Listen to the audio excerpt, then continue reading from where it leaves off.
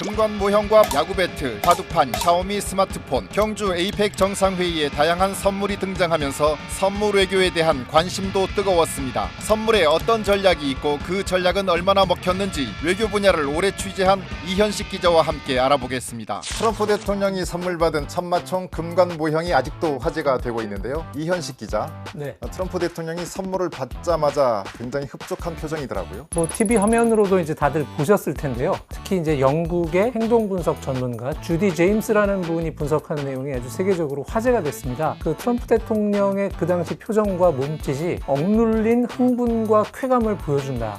그리고 이것은 정말 좋아할 때 요새 말로 찐으로 나오는 반응이다, 이런 얘기를 했고요. 이재명 대통령으로부터 이제 금관에 대한 설명을 들으면서 유심히 그 금관을 보잖아요. 그러면서 내가 저걸 언제 어떻게 써보면 좋겠다라고 마치 상상하는 것 같더라, 이런 얘기를 했을 정도니까요. 얼마나 좋아했는지를 알 수가 있죠. 트럼프가 워낙 그 금 장식에 대한 애착을 보이고 가끔씩 군주와 같은 행동을 보이잖아요. 그래서 우리가 그것을 포착하고 맞춤형 선물, 전략적인 선물을 했다, 이렇게 볼 수 있겠네요. 그렇습니다. 사실 각국이 트럼프 대통령에게 선물을 할 때 금은 필수고 이걸 이제 어떤 방식으로 어떤 스토리를 담느냐가 선택이거든요. 이스라엘 같은 경우는 왜 헤즈볼라의 지도부의 무선 호출기 삐삐라고 하는 그걸 다 터뜨려서 몰살을 시키지 않았습니까? 그리고서 그 삐삐 모형을 금박을 해서 트럼프 대통령한테 선물한 적이 있고요. 그다음에 남미의 백인 중심 국가로서 이제 트럼프와 이념이 같은 그 아르헨티나의 밀레이 대통령이라고 있습니다. 그 전기톱 휘두르는 걸로 유명한 사람인데요.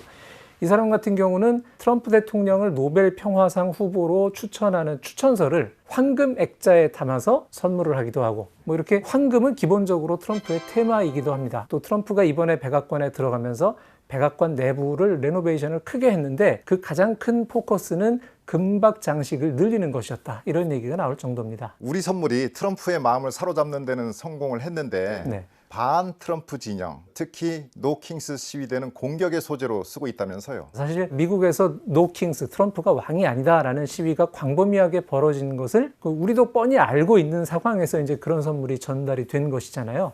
근데 사실 생각해 보면 우리나라 입장에서는 일단 트럼프의 마음을 사서 관세 협상과 안보 협상을 매끄럽게 끌어내는 게 급선무고, 그 다음은 그 다음 얘기인 거예요. 그래서 미국 내에서도 사실 그런 우리 입장을 좀 이해하는 반응들도 나오기도 했습니다. 한국이 이번에 선물한 그 신라 금관의 모형이라는 것이 어린아이가 때를 쓸 때 우리가 장난감이나 아이스크림 사주면서 달래잖아요.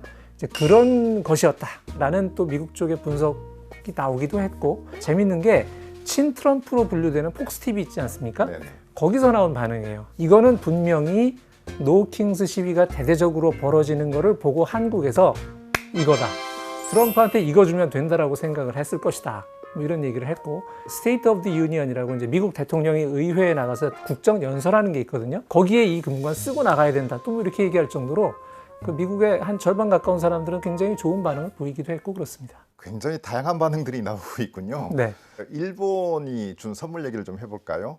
다카이치 총리는 트럼프 대통령에게 무슨 선물을 했습니까? 일단 여기서도 황금이 빠지지 않습니다. 그 황금 골프공을 선물을 했고요. 일본 같은 경우는 이번에 이제 트럼프와 다카이치 총리가 첫 대면이거든요. 그러니까 미국과 일본의 깊은 인연, 특히 트럼프와 일본 지도자의 개인적인 인연, 동맹으로서의 오랜 역사, 이런 걸 강조하는 의미를 담은 선물들을 많이 했습니다. 또 트럼프가 이제 골프를 좋아하니까 골프 쪽에 이제 중심을 두었는데, 이를테면 다카이치의 정치 선배라고 할 수 있는 아베 전 총리가 있지 않습니까? 아베가 트럼프와 굉장히 개인적으로도 친밀했고, 트럼프가 생각하는 세계관을 담은 태평양 안보 전략도 짜서 그걸 미국이 채택하기도 했는데, 그걸 상기시키는 그런 선물을 했어요. 그래서 아베가 쓰던 금색 퍼터도 주고, 또 아베와 트럼프와 같이 그 라운딩을 했던 마쓰야마 히데키라는 일본 그 프로 골프 선수가 있는데, 이 선수가 서명한 골프백도 선물을 하고, 그다음에 그 미국 수도 워싱턴에 가면 일본이 선물한 벚나무가 쫙 있거든요. 또 그걸 상기시키면서 미국이 내년에 이제 건국 250주년이 되는데 그걸 기념해서 이제 벚나무 250그루도 선물을 하겠다, 이렇게 밝히기도 했고 그렇습니다. 상대적으로 일본이 트럼프에게 준 선물의 가지수는 좀 더 다양하네요. 이재명 대통령에게 이제 트럼프 대통령이 답례로 야구 배트를 선물했는데 이건 어떤 의미가 있습니까? 한국과 미국 간의 그 문화와 이런 교류의 역사를 보여주는 선물이다, 이제 이런 해석이 있는데요. 사실 그 트럼프 대통령이 어마어마한 선물을 받고 다니지만 그에 대한 답례품은 또 굉장히 인색한 걸로 알려져 있습니다. 트럼프 대통령이 답례로 준 배트에 서명한 선수는 딜런 크루즈라는 선수인데요. 네. 들어보셨습니까 혹시? 아니요, 처음입니다. 이 선수의 소속팀이 워싱턴 내셔널즈거든요. 혹시 들어보셨습니까?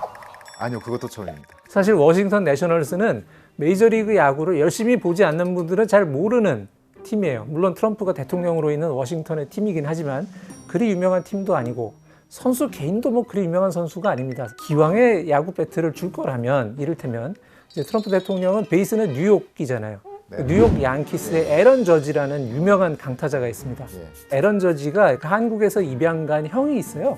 한국과 인연이 있거든요. 차라리 그런 선수의 물건을 줬더라면 의미와 가치가 좀 올라가지 않겠느냐, 뭐 이제 이런 얘기를 하는데요. 그 트럼프 대통령이 일본에 그러면 무슨 답례품을 주었느냐 거의 알려진 바가 없어요. 주로 이제 돌려준 답례품이 뭐냐면 자기의 무슨 사진이나 책이나 이런 거에 서명해서 주고 끝인 경우가 또 되게 많습니다. 트럼프가 왜 이렇게 답례품에는 인색한 거예요? 그러니까 1대1로 대등하게 뭘 한다는 생각이 별로 없는 사람 같아요. 그러니까 트럼프가 사업을 해온 경력이나 정치와 외교를 하면서 보여준 행태를 보면 내가 우위에 있다고 생각을 하면 그걸 철저하게 이용하는 스타일이지 상대를 동등한 레벨에 놓고 존중해 준다는 것은 거의 없는 일인 사람입니다.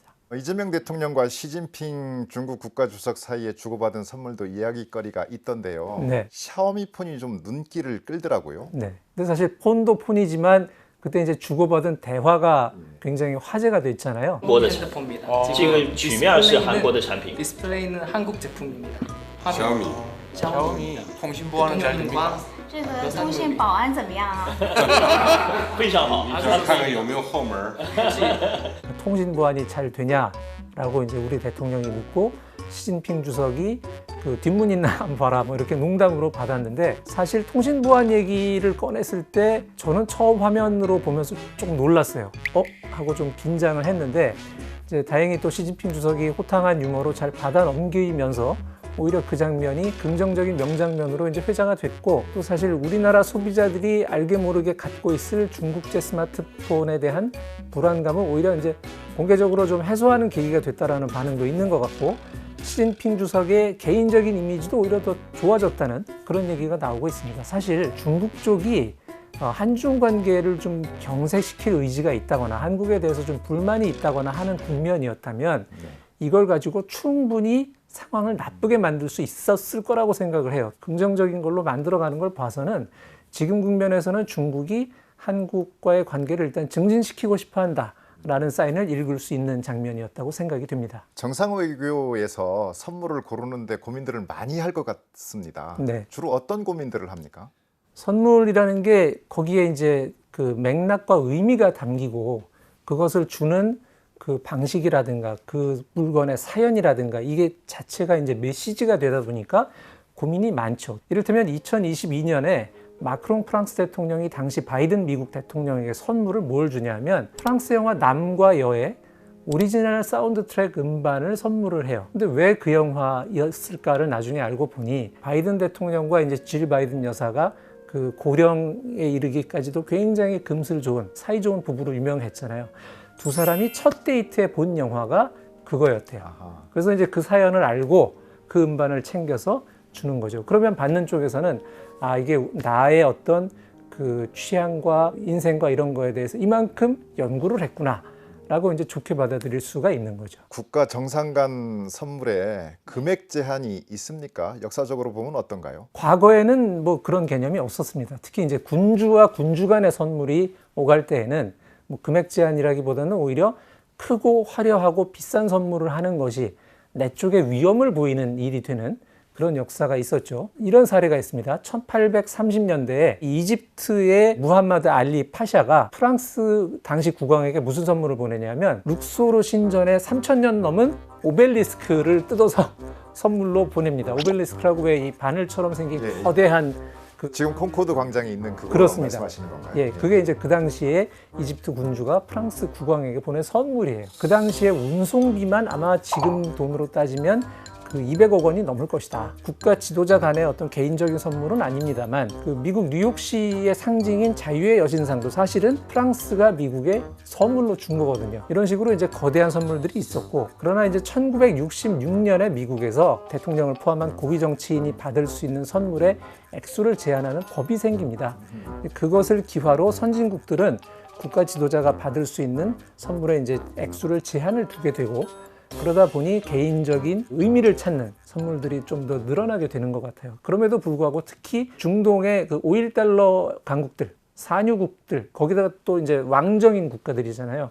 그런 데에서는 여전히 고액 선물들을 좀 하는 추세가 있습니다. 그래서 사우디아라비아가 오바마 대통령에게 당시 시가로 한 18억 원 상당의 보석류 선물을 준 적이 있어요. 근데 이제 미국 법상 개인이 소장을 못하고 전부 이제 국고로 귀속이 됐죠. 우리나라 대통령이 받은 선물도 보관을 해야 되는 거죠? 그렇습니다. 그 외화로 100달러 이상, 국내 시가로 10만 원 이상이 되면 신고하고 국가에 맡겨야 되고요. 그래서 대통령별로 다 정리가 되어 있습니다. 인터넷 들어가시면 홈페이지에서 볼 수가 있습니다. 알겠습니다. 살아있는 동물을 선물하는 경우도 덜어 있더라고요. 그렇습니다. 대표적으로 중국의 판다 외교를 들 수가 있죠.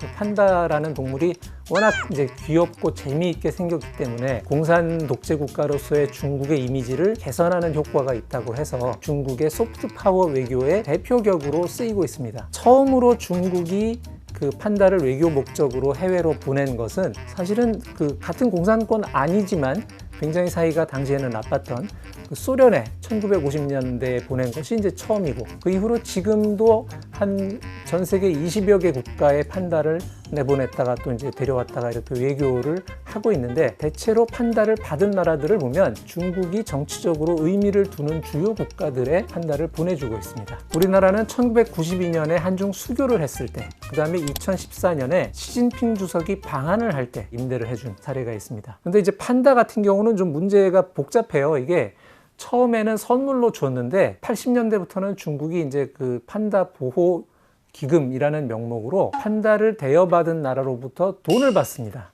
근데 이게 꽤 액수가 크거든요. 10몇억 원씩 받아가요. 그다음에 또 뭐 새끼 나오면 몇 년 있다가 보내야 되고, 이제 이런 일이 반복이 되다 보니 슬슬 그에 대해서 조금 안 좋은 여론도 판다를 받는 나라 쪽에서 생기는 게 사실입니다. 그다음에 또 동물 보호 단체 같은 경우는 판다도 고향이 있고 그 자기 친척이 있는 사회적인 동물인데 그걸 그렇게 국가의 목적에 따라서 이리 보냈다 저리 보냈다 해도 되느냐라는 반론을 제기하기도 하고 뭐 이제 그렇습니다. 또 살아있는 동물이 그 오고 간 사례가 2018년 남북정상회담 때 문재인 대통령에게 풍산개 선물을 했었죠. 그런데 이게 살아있는 동물 선물이라는 게 조금 어려운 점이 지도자가 퇴임한 이후에 관리 문제가 있습니다. 사실은 그래서 그 풍산개도 상당히 여러 가지 이제 정치적 논란에 휩싸이기도 했고요. 2013년경에는 이런 일도 있었습니다. 프랑스가 아프리카 서북부에 사하라 섬에 걸쳐 있는 말리라는 나라가 있어요. 그 나라에 이제 프랑스 올랑드 대통령이 갔는데, 당시 그 말리가 뭐 내전 중이기도 하고 그랬는데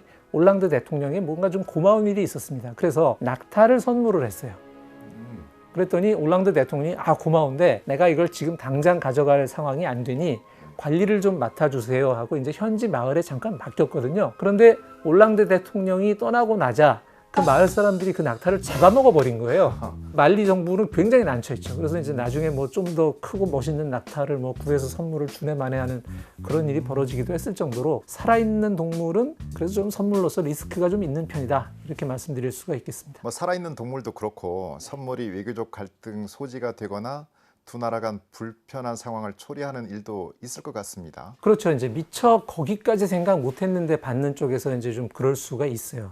정상 간의 선물은 아니지만 그 우리나라 외교관이 러시아 사할린의 한 도서관에 이제 지구본을 선물을 했습니다. 이제 취지는 좋았을 거예요. 그 지역의 학생들이 이제 이 지구본을 보고 세계의 꿈을 키워라, 한국은 여기 있는 나라다, 이런 취지였을 텐데, 이 지구본에 그 우크라이나에 현재 러시아가 점령하고 있는 도네츠크라든가 이런 돈바스 지역이 우크라이나 영토로 표시돼 있었을 거 아닙니까? 그걸 가지고 이제 러시아 쪽에서 어떻게 이런 걸 우리에게 보낼 수 있느냐, 그거 이제 발끈해서 반발한 사례가 있었고요. 2022년 설 때 또 그 당시도 문재인 대통령 때예요. 대통령 설 선물 세트가 나가는데 국내 주요 인사들 그다음에 이제 우리나라에 들어와 있는 외교 사절들한테 쭉 같은 선물이 나갔습니다. 유독 일본만 발끈하면서 선물을 반환하고 항의를 했어요. 왜냐하면 상자의 겉면에 독도 일출 그림이 그려져 있었거든요. 근데 일본은 공식적으로는 독도가 자기네 나라 땅이라는 거 아닙니까? 그러니까 이걸 받아들일 수 없다. 그런 줄 뻔히 알면서 이런 걸 보내냐 하고 또 뭐 좀 다툼이 있었던 경우도 있고, 그렇게 그 상대국의 정치적 입장 또는 뭐 문화적인 이유로 좀 피해야 되는 선물들이 있습니다. 이를테면 중동 지역 또 무슬림 쪽 이런 쪽에 선물을 할 때는 아무리 좋은 거라 하더라도 술을 선물하면 안 되겠죠. 네, 선물을 준비할 때 그러니까 다른 나라의 문화나 역사에 대해서 면밀하게 사전 연구가 필요하겠네요. 그렇습니다. 그래서 정상 외교에서 선물의 의미랄까 중요성을 어떻게 정리할 수 있을까요? 결국은 뭐 민간 기업에서의 영업과 저는 비슷하다는 생각이 드는데요. 영업과 접대라는 게 물론 거래를 트고 유지하는 데 굉장히 중요하지만 그게 기업의 실질, 제품의 품질력을 능가하지는 못할 거 아닙니까? 궁극적으로는. 그래서 그 외교에서의 어떤 선물의 역할이라는 것도 이른바 기름칠을 하는 역할이지 그게 안 될 걸 되게 하지는 않는 것이고 결국은 그 나라가 실력이 있어야 되는 것이라는 생각이 듭니다. 네, 지금까지 정상 외교의 선물에 대해 여러 가지 측면에서 살펴봤습니다. 이현식 기자 수고하셨습니다.